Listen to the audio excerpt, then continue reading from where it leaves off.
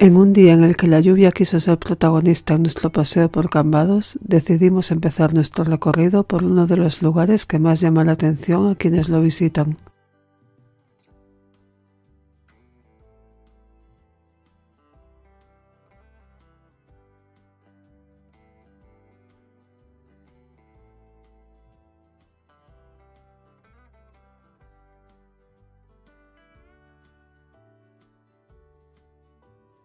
Situados en el monte Apastora se encuentran el cementerio y las ruinas de Santa Mariña do Dozo. El camposanto está considerado uno de los más bonitos de Galicia y está declarado Monumento Histórico Artístico. Las ruinas pertenecen a un antiguo templo gótico que data del siglo XV, consagrado a Santa Mariña, patrona de Cambados. Originalmente era una capilla románica del siglo XII y fue convertida en iglesia de Santa Mariña do Dozo por Lope Sánchez de Ulloa y restaurada y ampliada en el siglo XV por su hija María de Ulloa, madre del arzobispo Alonso II de Fonseca. En 1833 fue abandonada y más tarde su interior fue utilizado también como parte del cementerio. A este conjunto, el escritor gallego Álvaro Cunqueiro lo definió como el cementerio más melancólico del mundo.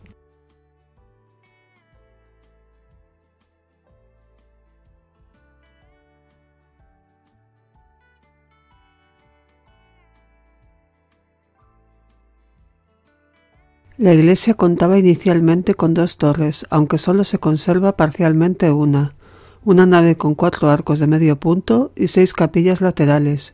Una de ellas hacía las funciones de sacristía. Las ruinas de la iglesia fueron declaradas Monumento Nacional en el año 1943 y desde diciembre de 2013 el camposanto está incluido en la Asociación de Cementerios Singulares de Europa.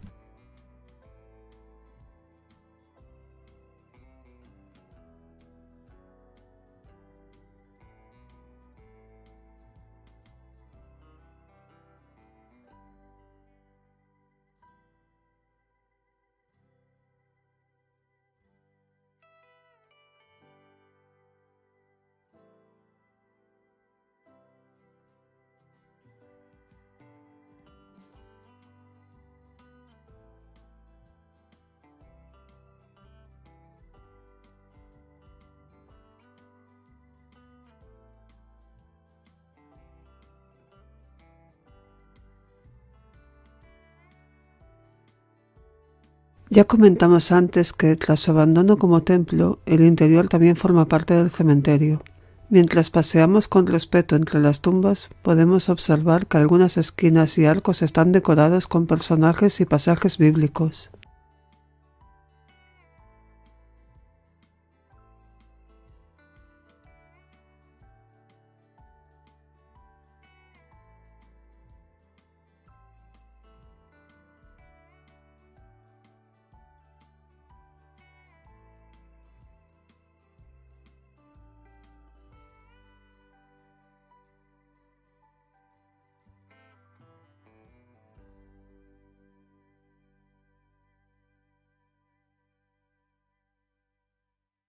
En la clave de este arco que Tony nos muestra, vemos un Cristo en majestad bendiciendo a los fieles.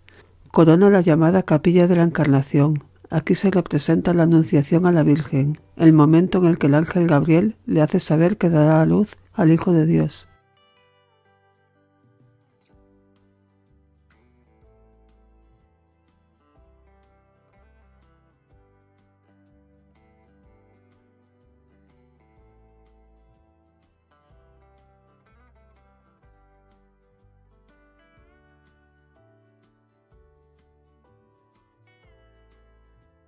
Frente a ella se encuentra la Capilla de los Apóstoles, que cuenta con un arcángel San Miguel encaramado en la esquina superior izquierda y enmarcada con un arco en el que se representan los 12 apóstoles de cuerpo entero, repartidos en 2 grupos de 6, a ambos lados de un Jesús que aparece en una especie de primer plano, de nuevo bendiciendo en la clave del arco.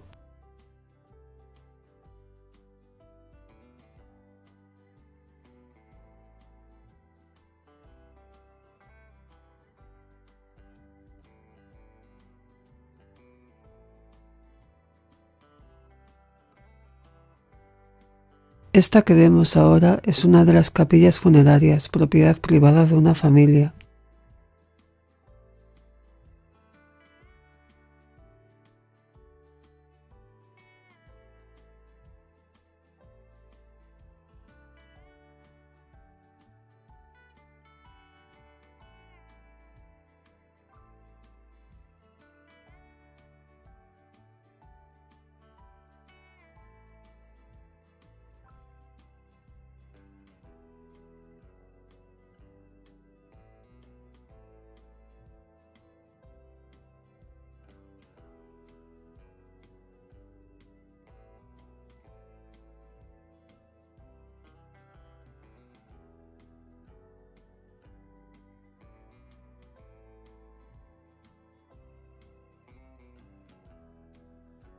En la capilla del Rosario, utilizada desde el abandono del templo como lugar de enterramientos, se pueden apreciar todavía los restos de las pinturas que cubrían originalmente sus paredes.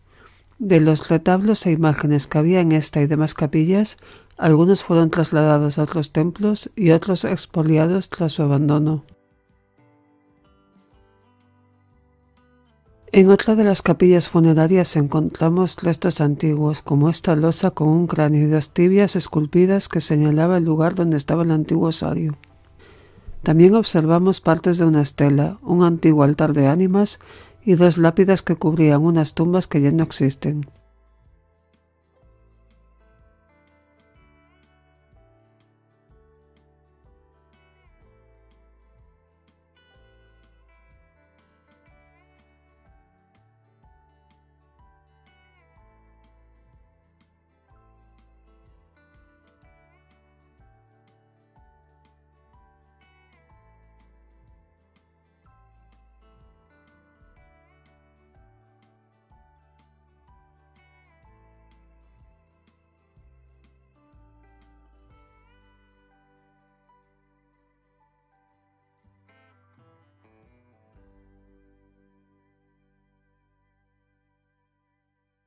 Dejamos atrás el monte La Pastora en este día donde la lluvia no nos daba tregua y el paraguas a veces se cuela en las imágenes y comenzamos a caminar por el casco viejo.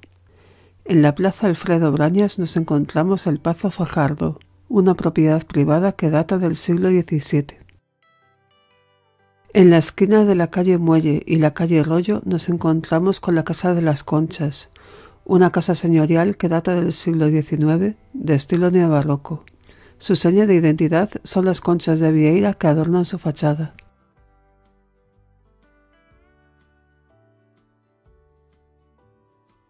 Frente a la Casa de las Conchas nos encontramos otra casa señorial privada, decorada con su escudo de armas sobre el dintel de la entrada principal.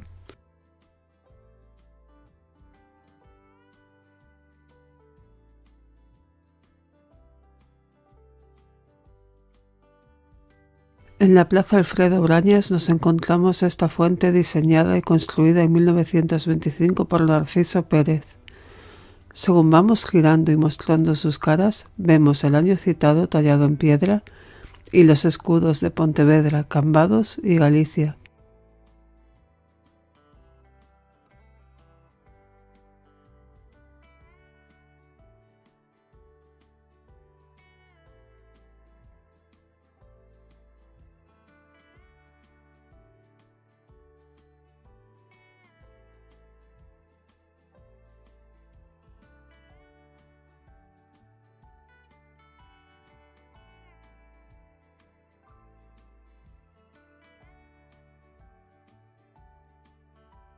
Uno de los pazos más famosos de Cambados es el Pazo de Ulloa. Por desgracia estaba cerrado este día y no pudimos disfrutarlo más de cerca ni de sus jardines. Su construcción data del siglo XV y en él han residido personalidades ilustres como don Lope Sánchez de Ulloa y su hija María, responsables de la construcción y primera restauración de Santa Mariña do Dozo, como ya vimos, y el arzobispo de Santiago y Toledo, Alonso II de Fonseca.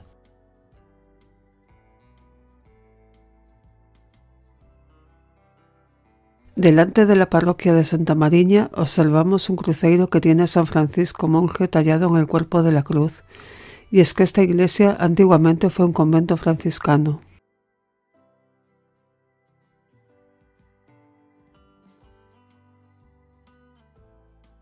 Joaquín Fernández Serantes fue sacristán de la parroquia de Santa Mariña durante 50 años. En 1995, 8 años después de su muerte, se inauguró este busto en su honor, mandado hacer por quienes le conocieron y trabajaron con él. La construcción del antiguo convento Inmaculada Concepción de San Francisco fue encargada por el mercader Xoán Daval y su mujer María Pérez de Leiro. Esta duró 10 años, desde 1578 a 1588, sufriendo algunas ampliaciones posteriormente. Desde que la iglesia de Santa Mariña do Dozo fue abandonada en el siglo XIX, este convento se convirtió en la parroquia de la patrona cambadesa.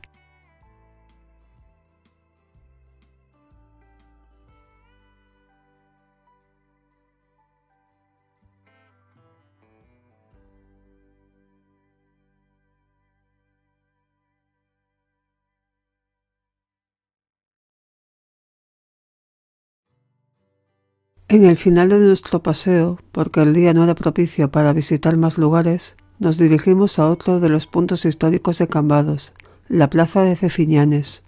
En ella podemos contemplar el Pazo de Fefiñanes, el Arco Puente, la Torre del Homenaje y la iglesia de San Benito. Dicho conjunto arquitectónico data del siglo XVI.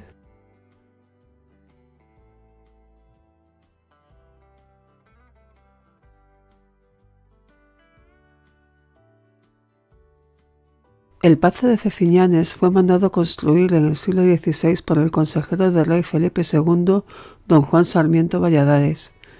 Fue ampliado en el siglo XVII por el vizconde de Fefiñanes y más tarde sus propietarios pasaron a ser los marqueses de Figueroa. En manos de dicho linaje sigue estando hoy en día. A lo largo de la fachada de este señorial edificio renacentista en planta de L podemos ver los diferentes escudos de las familias nobiliarias que residieron en él. Para los aficionados al buen vino, deciros que en este pazo se encuentra la bodega de albariño más antigua de Cambados, que desde 1928 elabora el famoso albariño de Fefiñanes, y también la de Joaquín Gil Armada. Todo el conjunto es visitable.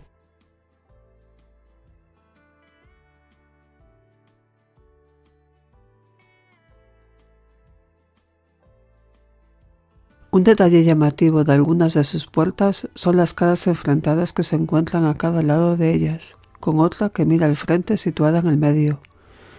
En cuanto al puente, en origen había 2 más, pero fueron destruidos. Sirve para comunicar el pazo con sus jardines privados.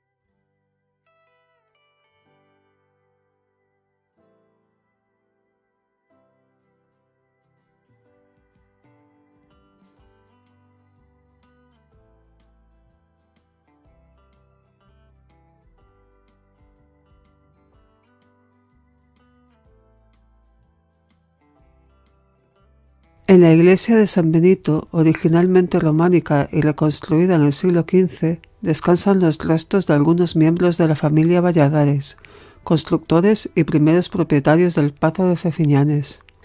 Su aspecto actual data del siglo XVIII, tras algunas remodelaciones y ampliaciones. Tony nos muestra en un zoom una talla en piedra de la Virgen con un detalle del niño Jesús en su vientre, dando a entender que se encuentra esperando al Hijo de Dios.